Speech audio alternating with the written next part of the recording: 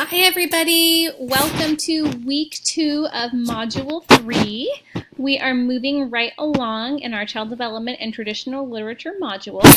I just want to say thank you for getting done and completed with your literature study because of Winn-Dixie. You have completed your first lit study. Woohoo! I haven't graded them yet, but I will be tackling them later on this week, and I'm very much looking forward to your interpretation of the story. As you know, we have four literature studies in total. So you've just completed one, and now, of course, we'll be looking on to the next. But good job, everybody.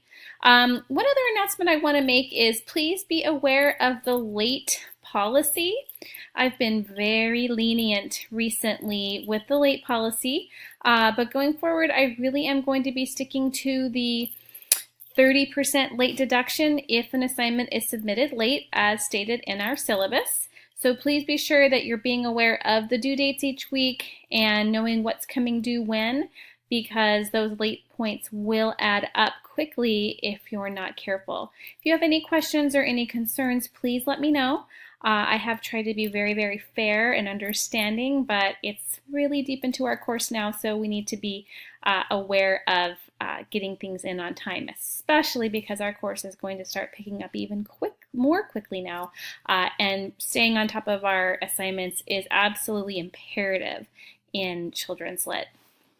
Okay, so we have completed our first week of Module 3. We are done with child development, and now we're going to be taking a look at traditional literature. So what do we always do on Monday, the first day of our module? We click on the content page and we see what's going on. Okay, this week we're talking about traditional literature. And you will find our text on traditional literature. It has lots of rich resources, lots of fun activities to do as you complete your reading organizer. Remember, reading organizers are always due on Tuesdays by 11:59 p.m. And the purpose of that is so that you have a full understanding of what our topic is for the week, so that then when you go into the reading commentaries or any other assignments that are due, you have done the reading, you're good to go, you have a full understanding of what our content is. So once you've completed the reading organizer, then we're on to our reading commentary. We're already in reading commentary number 5 on our discussion board. This week our focus is on traditional literature. You will probably be familiar with a lot of the books that you can find available for traditional literature. The steps for our week is you're going to find 2 books with our traditional literature link. And these are just suggestions for books on traditional literature, resources on myths, folk tales, and fairy tales. You certainly do not have to stick to only these suggestions, but they're simply here for you as a guide if you need some help. Certainly the library can also help you with finding 2 appropriate traditional literature books for this reading commentary. Next thing you're going to do is reread your book with attention to what types of traditional literature you think it is and what culture it represents and how it helps the reader make meaning of our lives. So in your post, of course, you're going to be reviewing 2 books as always. So for both books, you'll of course include the title and the author. Then you will talk about the type of traditional literature it is. What type of traditional literature do you think the book is and why? And you can find that information out from our reading this week. So again, as I mentioned, the reason we have our reading organizer first thing in our week is so that we are fully prepared to be able to answer these type of questions. So from the reading this week, you learned about different types of traditional literature. Use the language and definitions from our text to support your analysis. This would be a great place to include an in-text citation from our reading resource. That is not a requirement, of course, on this discussion, but it's always a wonderful addition. Please include the type of folk tale or fairy tale, ballads, epics, legends, myths, or tall tales that you have found. So whatever your book falls into, please make sure that you do include that specific title. Then next bullet point, what culture does the story represent or teach us about? This is about 1 to 2 sentences. And again, the previous bullet point was 1 to 2 sentences. Also, you're certainly welcome to go in more depth. What do readers learn from the story? Typically in traditional literature, you're going to find a life lesson or an answer to why the zebra got his stripes or something along those lines, right? Questions about good versus evil. Usually there's some kind of a moral or a lesson that is involved in these kinds of stories. So look for the moral, look for the lesson that was intended, and this should be about 2 to 3 sentences here. Next bullet point, based on what we read about child development in week 1 of Module 3, tell me, what age or grade level do you think this piece of traditional literature would be good for and why? So again, we're going to tie our connections, our reading, and our understanding to what we learned last week in this module to give us a full understanding. When would this be an appropriate book to be used in the classroom? As always, please make sure that you attach your images to the thread. You're doing a very nice job at taking a photo of your actual book in hand. Some of you are even getting brave and including a picture of yourself. You know I love that. So thank you, but always include both pictures or a picture of both books. And again, we're getting better, but just a reminder, please remember to respond to your peers' posts. That's a total of 2 points on the rubric that you want to make sure you're getting. So come back to the discussion board. We are our initial post is due Thursday nights. So by Friday, Saturday, or Sunday, there is time for you to get back in there, read your peers' posts, and make a meaningful comment to extend the discussion.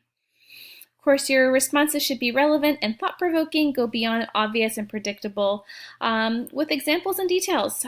Remember, your classmates like to hear from you. This is something that they will very much enjoy and could spark a very fun conversation. So please make sure that you are getting all of those points in, of course, talking about 2 books. And that is our reading commentary for the week. As I jump back over, let's see, I'm just going to go back over to modules and back over to our content page.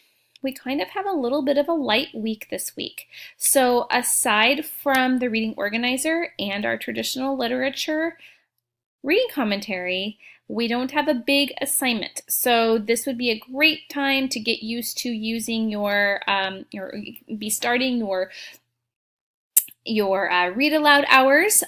Thank you for getting your plan of action in place. All of you have a great plan.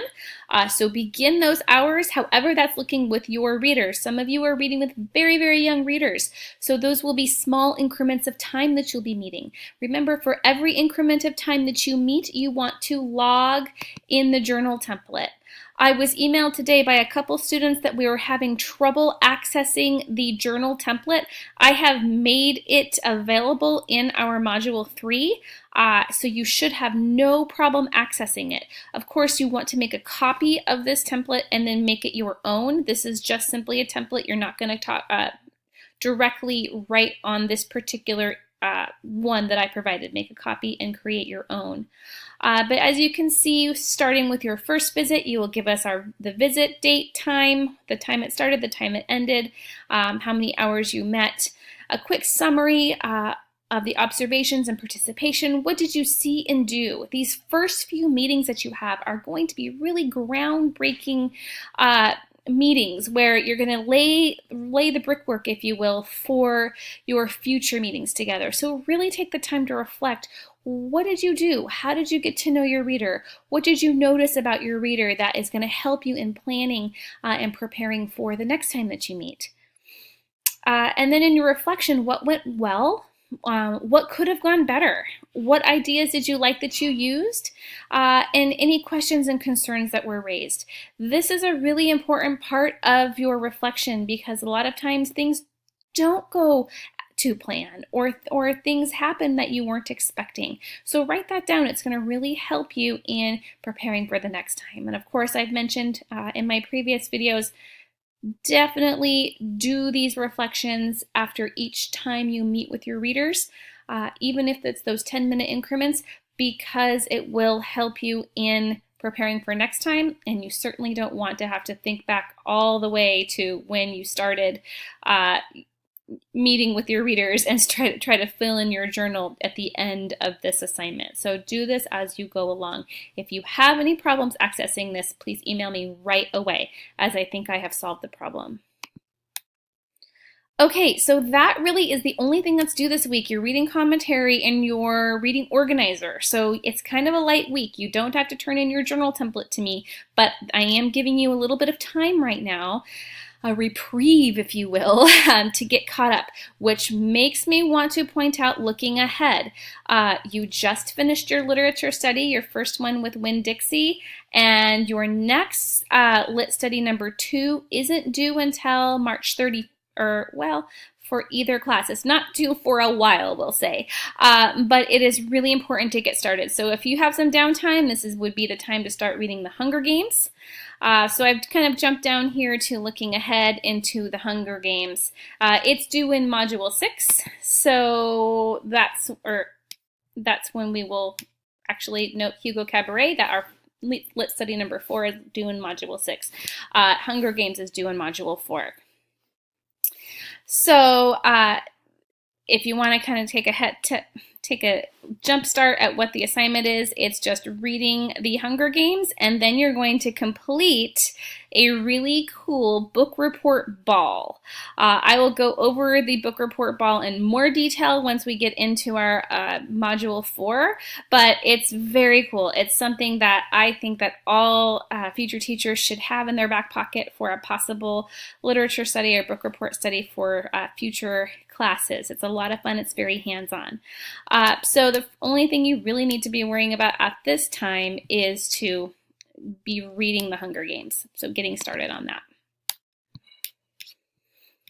Okay, the last thing, just getting on our content page, is we're looking ahead to The Hunger Games. We are going to be working on that.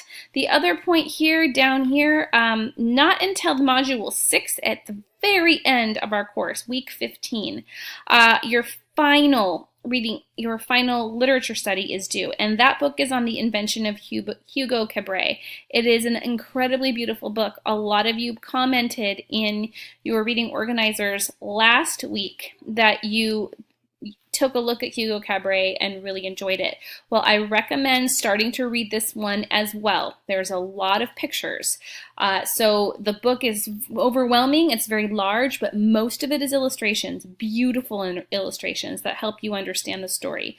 But I highly encourage you to start now reading Hugo Cabret so that by the time you do get to week 15, you will have completed it. If you wait till the week or two before, it will be too overwhelming to try to complete that book. So put Hugo on your nightstand, read a few pages every night, and by the time you get to week 15, you'll be ready for that final literature study. We all know children's lit, there is always something on the horizon, so just bear with me. So I hope that was helpful. The other thing here is, of course, if you are only getting to the library a couple times a week, use this guide to help you see what future reading commentary books are needed, so that maybe you only need to go to the library once or twice a month versus every single week. This is available for both of my courses. I teach both sections of Children's Lit online, and so it's available to both courses.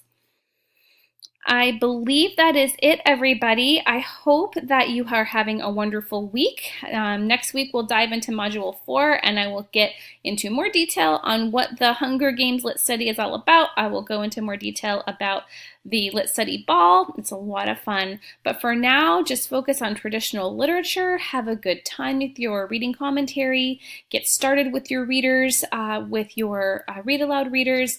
Start working on your journal template and be looking ahead. Carve out some time for the Hunger Games, and don't forget Hugo. Just stick him by your nightstand. He's a lovely, lovely story to end your evening with. All right, everybody, have a fabulous week. Please email me through Canvas if anything comes up. Bye for now.